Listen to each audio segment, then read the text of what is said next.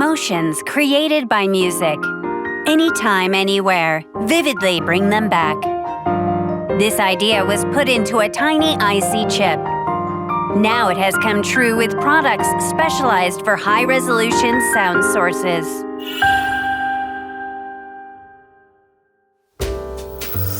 I think it was 10 years ago.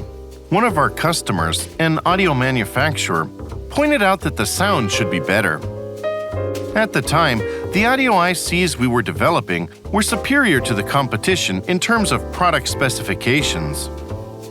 But we were puzzled by feedback such as the female vocals were not extended enough, or the position of musical instruments is off.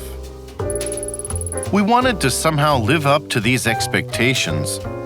So we decided to start by trying to understand whether the sound is really different. First, we established a dedicated listening room. Then we sought advice from people who make music for a living. I remember at the time, we kept going until we were able to tell the difference in sound. Next, we verified whether there is any correlation between the good sound listened by our ears and the electrical characteristics. At that time, the products we had manufactured previously proved useful. We listened to see the effects on sound quality, comparing the circuit design and manufacturing methods of our products to date. For example, we found that the choice of bonding wire material can make the tone of wind instruments clear or dull. What's more, the impedance of the power supply wiring the inside of the IC can change the power and spatial expression. From upstream to downstream on the production line, we identified 28 parameters that affect sound quality and adjusted each one to achieve the desired sound. Thinking back, in the pursuit of sound, I asked members of the development team and people in the manufacturing department in charge of post-processing for a lot of difficult things. The fact is that mass production conditions cannot easily be changed. So I thought, this is a troublesome person.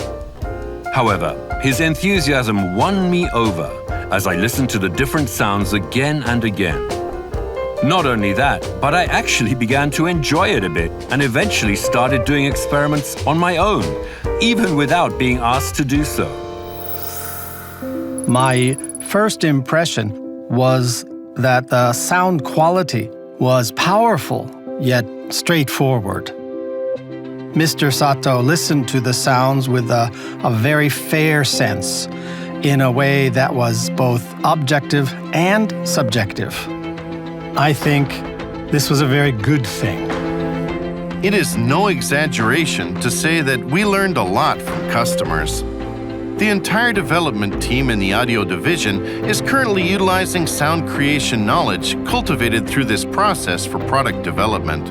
Our commitment to sound is not only infused into our products, but also in the evaluation boards we provide to customers. It is a relentless challenge to see how far we can take something so sensory as listening by ear and put it into a circuit. Yes, I think musicians put their soul into their music. We hope to take this same mind with IC design.